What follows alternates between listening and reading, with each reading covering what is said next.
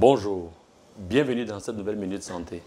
Aujourd'hui, nous allons parler de réussir une cure saine 15 kg. Nous avons vu tout à l'heure les mécanismes de l'excès de poids et c'est à partir de cette connaissance des causes de l'accumulation de poids que nous allons effectivement mettre sur pied les moyens de prise en charge. Effectivement, l'excès de poids est causé par un déséquilibre de facteurs en faveur de l'accumulation. Nous allons faire exactement la même chose, créer un déséquilibre en faveur de l'élimination. Nous allons intervenir à 3 niveaux, au niveau des apports, au niveau des dépenses et au niveau du métabolisme. Au niveau des apports, la première chose qu'il est conseillé de faire, c'est effectivement de réduire les apports. Et les apports principaux à réduire ne sont pas principalement les huiles, c'est d'abord les apports en amidon, qui est la source la plus importante de sucre. Nous allons réduire minimalement de 50% les apports quotidiens d'amidon, associés donc à un ensemble d'hygiène, de mesures d'hygiène.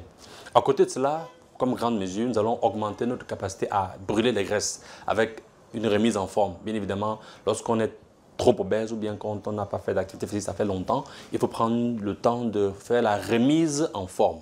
Et cela passe par une méthodologie bien précise. Et puis à côté, entre les deux, le métabolisme. Vous devez savoir que s'il y a une contraception entre-temps qui fait dans l'objet de troubles du métabolisme, il faut choisir entre le risque cardiovasculaire et cette contraception. Dans certains cas, on est amené à enlever carrément le contraceptif. Et donc, vous avez donc comme mesure contrôlant les apports, c'est donc l'alimentation.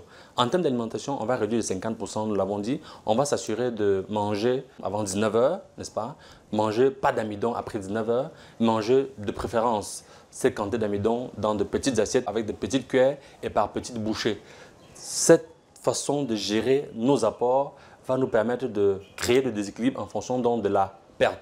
Parce que chaque jour, notre corps a besoin de calories qu'il ne va pas trouver dans l'alimentation qu'on lui apporte. Et il va donc commencer à chercher dans les graisses qui sont effectivement accumulées pour oublier le poids. De cette façon, on arrive à baisser le poids et retrouver notre santé. Parce qu'une fois de plus, notre santé est notre premier capital.